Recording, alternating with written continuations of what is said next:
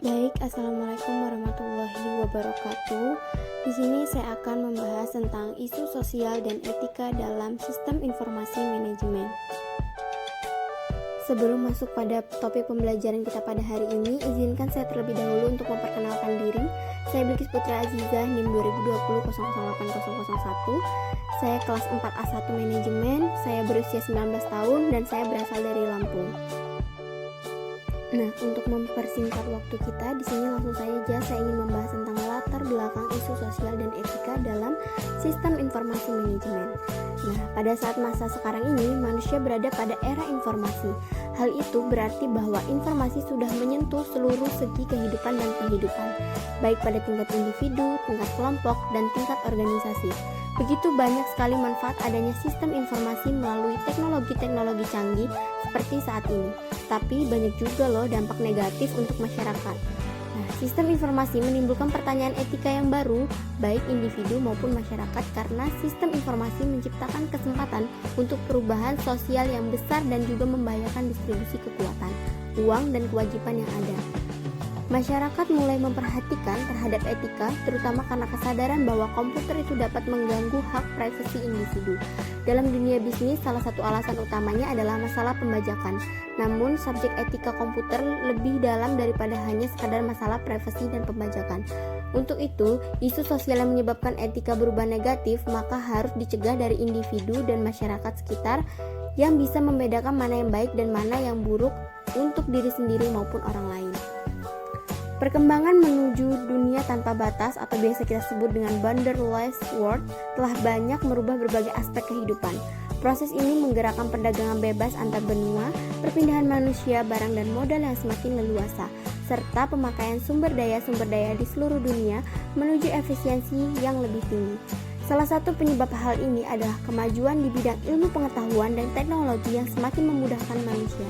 Teknologi informasi telah menawarkan berbagai macam kemudahan seperti kecepatan akses, data dan informasi, pemecahan masalah serta otorisasi pekerjaan dan sebagainya. Penggunaan secara intensif maupun ekstensif atas komputer, internet, telepon seluler, dan ATM telah mengatasi batasan ruang dan waktu menjadi sebuah fenomena dramatis yang disebut dengan digitalisasi. Pada perkembangannya, beberapa faktor negatif terjadi berkaitan dengan penggunaan sistem informasi oleh manusia. Mengingat dalam menggunakan komputer, pengguna berhubungan dengan sesuatu yang tidak tampak, yaitu bit-bit. Di balik kecepatan, kecermatan, dan keotomatisan dalam memproses pekerjaan, ternyata teknologi informasi memuat dilema-dilema etis sebagai akibat sampingan dari adanya unsur manusia sebagai pembuat, operator, dan sekaligus penggunanya. Dari hal ini dapat dilihat apapun teknologi, ia hanyalah alat. Manusia sebagai pembuat, operator, dan sekaligus pengguna teknologi tersebutlah yang akhirnya menjadi faktor-faktor yang sangat menentukan kelancaran dan keamanannya. Hal-hal inilah yang kemudian memunculkan unsur etika sebagai faktor yang sangat penting kaitannya dengan penggunaan teknologi. Nah, dari apa yang udah saya uraikan di atas tadi, sebenarnya masalah apa sih yang akan kita bahas? Jadi di sini saya akan menjelaskan beberapa hal. Yang pertama itu, apa saja yang perlu kita perhatikan dan fenomena berkaitan dengan isu sosial dan etika dalam implementasi sistem informasi dan pemanfaatan internet yang terdapat pada lingkungan kerja. Yang kedua, saya akan membahas apa dampak implementasi sistem informasi bagi organisasi dilihat dengan 5 analisis etika. Dan yang terakhir, dalam hal apa sajakah isu etika, sosial, dan politik saling berhubungan dalam implementasi sistem informasi dan pemakaian internet pada lingkungan kerja.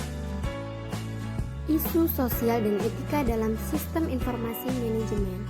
Nah, yang pertama itu saya akan menjelaskan tentang definisi etika atau etik, yaitu merujuk pada sebuah prinsip benar atau salah yang digunakan seseorang untuk bertindak sebagai pelaku moral yang bebas, yang digunakan dalam membuat keputusan sebagai pedoman berperilaku.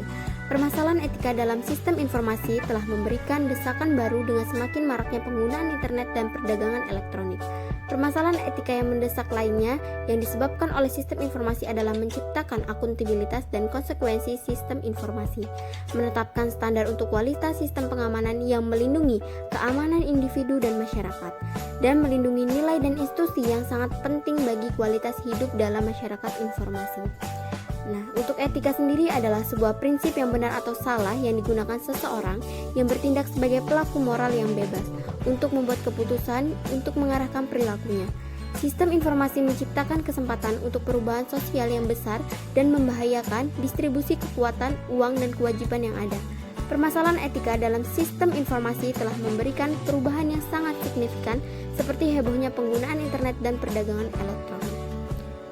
Isu etika, sosial, dan politik sangat berkaitan satu sama lain, di mana isu etika mempengaruhi individu untuk harus memilih tindakan atau di antara dua prinsip etika yang kadang menimbulkan konflik. Isu sosial berasal dari isu etika, sejalan masyarakat berhadapan pada dirinya seorang untuk dapat melakukan tindakan yang benar. Sedangkan isu politik berasal dari konflik sosial yang pada umumnya berkaitan dengan penggunaan undang-undang yang memberikan arahan dan panduan bagi individu atau organisasi dalam berperilaku agar sesuai dengan tindakan yang benar.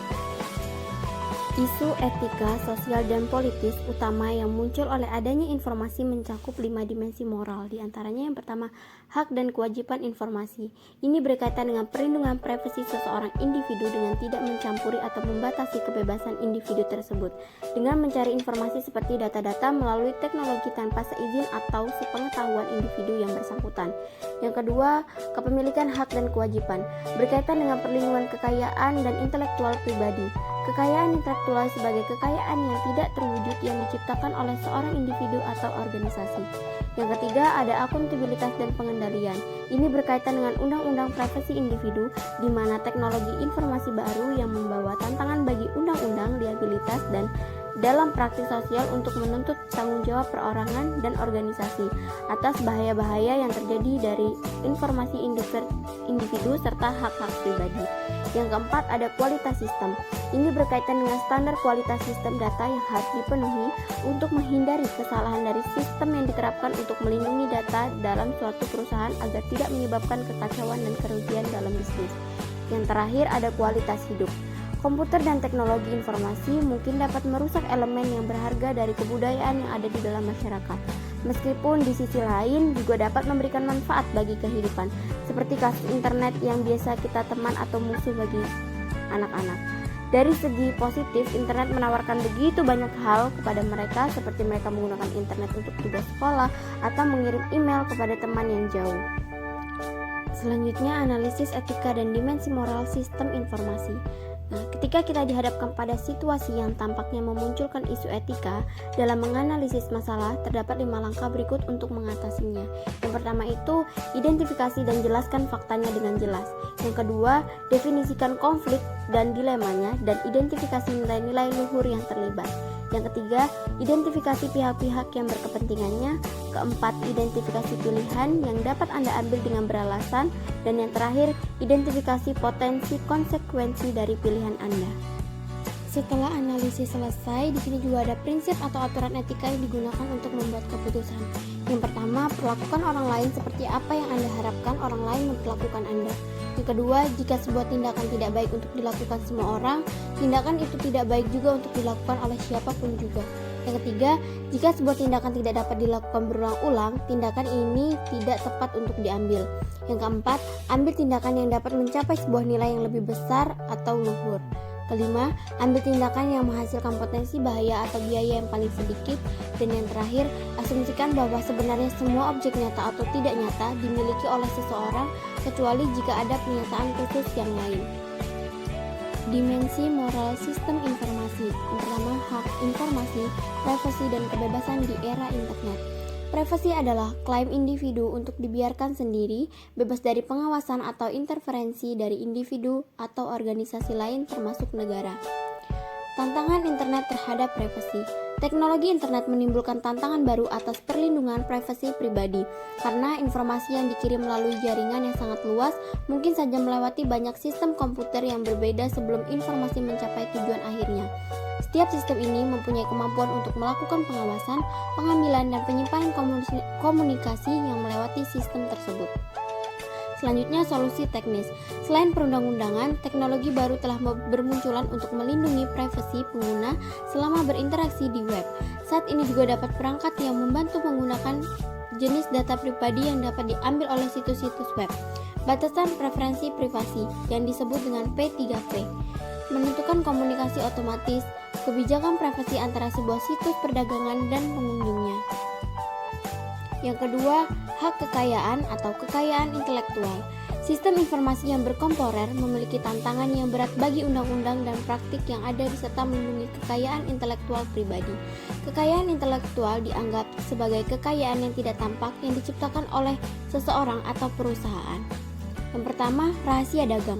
Produk karya intelektual apapun rumus, perangkat, pola, dan kompilasi data yang digunakan untuk tujuan bisnis dapat diklasifikasikan sebagai rahasia dagang atau trade secret, asalkan hal tersebut tidak didasarkan pada informasi di dominan publik. Yang kedua, hak cipta. Hak cipta. Baik, di sini saya akan menjelaskan tentang beberapa studi kasus. Yang pertama, fenomena berkaitan dengan isu sosial dan etika dalam implementasi sistem informasi dan pemanfaatan internet. Privasi yang dilakukan di kalangan universitas juga berlaku untuk bahan-bahan elektronik.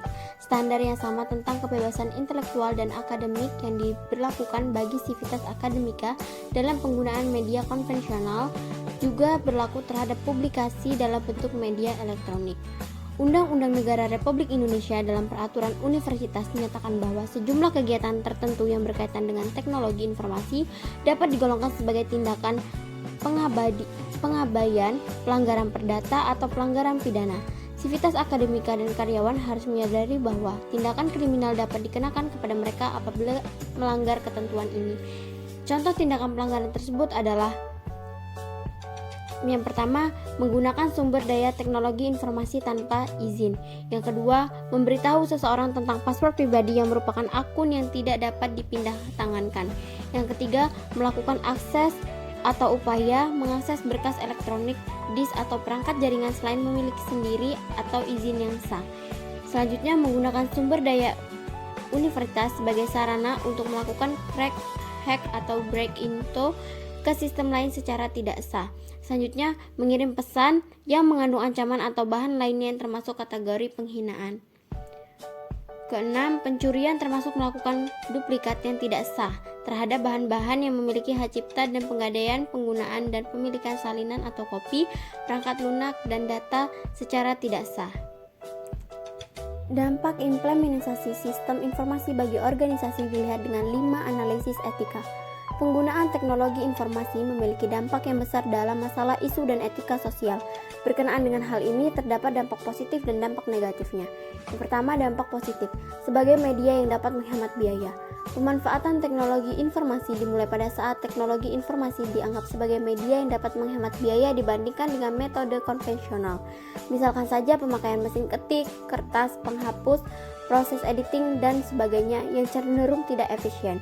Yang kedua, internet sebagai media komunikasi merupakan fungsi internet yang paling banyak digunakan, di mana setiap pengguna internet dapat berkomunikasi dengan pengguna lainnya dari seluruh dunia. Yang ketiga, pendidikan menjadi media pendidikan karena adanya situs-situs yang berhubungan dengan pendidikan, sehingga mendorong seseorang untuk kembali belajar dan menambah wawasan yang ada. Keempat, media untuk mencari informasi atau data. Perkembangan internet yang pesat menjadikan sebagai salah satu sumber informasi yang penting dan akurat. Kemudahan memperoleh informasi melalui internet membuat para pelaku IT tahu apa saja yang bisa terjadi, bisa digunakan sebagai lahan informasi untuk bidang pendidikan, kebudayaan, dan lain-lain. Selanjutnya, perdagangan. Kemudahan berinteraksi dan bisnis dalam bidang perdagangan sehingga tidak perlu pergi jauh ke tempat penawaran atau penjualan, seperti pengiriman barang melalui paket. Dan yang terakhir, agama. Adanya situs-situs rohani dapat menambah iman serta pengetahuan manusia tentang agama. Sedangkan dampak negatifnya adalah penggunaan komputer yang bertujuan untuk memperingan atau mempercepat pekerjaan di sisi lain bisa dapat menimbulkan pengangguran karena beban pekerjaan semakin berkurang dengan adanya komputer. Selanjutnya, adanya kemungkinan penyalahgunaan data dan kepentingan pribadi. Kemudahan pengelolaan informasi pribadi dalam bentuk penangkalan data memberikan peluang untuk memindahkan data yang tadinya milik pribadi atau rahasia dapat diakses oleh orang lain. Yang terakhir, perlindungan terhadap hak cipta seseorang sulit diwujudkan. Sebuah karya atau kumpulan data dapat dengan mudah dikopi dan dimiliki oleh orang lain tanpa seizin pemilik informasi tersebut, terlebih jika tujuannya digunakan untuk mencari keuntungan pribadi. Hubungan isu etika, sosial, dan politik dalam implementasi sistem informasi dan pemakaian internet pada lingkungan kerja. Pada saat kita dihadapkan pada suatu situasi yang tampaknya merupakan permasalahan etika, bagaimana sih seharusnya kita menganalisis situasi tersebut? Yang pertama, identifikasi dan gambarkan fakta dengan jelas. Temukan siapa yang melakukan, apa, kepada siapa, dan di mana, kapan, serta bagaimana. Kedua, definisikan konflik atau permasalahan dan identifikasi nilai-nilai yang lebih tinggi yang terpengaruh. Permasalahan-permasalahan etika, sosial, dan politik selalu merujuk pada nilai-nilai yang lebih tinggi seperti kebebasan, privasi, proteksi, kepemilikan, dan lain-lain. Yang ketiga, identifikasi para stakeholders. Setiap permasalahan etika, sosial, dan politik pasti memiliki stakeholders. Pastikan identitas individu atau kelompok yang merupakan stakeholders dan apa yang mereka harapkan. Ini tentunya sangat bermanfaat nantinya dalam merancang solusi permasalahan. Keempat, identifikasi opsi yang dapat diambil. Mungkin kita akan menjumpai beberapa opsi yang tidak memuaskan semua pihak yang terlibat, namun beberapa opsi yang tersedia lebih baik dari yang lain. Kadangkala solusi etika yang baik mungkin tidak selalu seimbang dengan dampaknya pada stakeholders. 5. Identifikasi dampak potensial dari opsi yang dipilih. Beberapa opsi mungkin secara etika dan benar, tetapi merupakan bencana dari sudut pandang yang lain. Opsi lain mungkin dapat berfungsi dengan baik pada suatu kasus, tetapi tidak pada yang lain. Selalu ditanyakan pada diri kita sendiri, bagaimana jika saya memilih opsi ini dan konsekuensi dari waktu ke waktu. Nah, untuk yang paling terakhir dari pembahasan ini, di sini saya akan menarik kesimpulan. Perubahan pesat yang disebabkan oleh teknologi informasi menciptakan situasi-situasi baru di mana aturan-aturan dan hukum terkait tidak relevan lagi. Munculnya berbagai macam gray area di mana standar etika belum ditetapkan dan disosialisasikan. Diperlukan sistem etika yang baru untuk era informasi sebagai penuntun individu dan organisasi dalam pengambil tindakan. Teknologi informasi menghadirkan perubahan-perubahan yang diciptakan isu-isu etika baru bagi masyarakat untuk dibahas dan dicari jalan keluarnya. Mengingat kekuatan komputasi, penyimpanan data, dan kemampuan jaringan termasuk internet bisa memperluas jangkauan tindakan individu dan organisasi dalam memperbesar dampaknya. Kasus dan anonimitas di mana informasi dikomunikasikan, digandakan, dan diatur dalam lingkungan online, mengedepankan tantangan-tantangan atas aturan-aturan tradisional mengenai perilaku benar dan salah. Terima kasih atas perhatiannya. Sekian presentasi dari saya. Lebih dan kurangnya saya mohon maaf. Wassalamualaikum warahmatullahi wabarakatuh. Salam.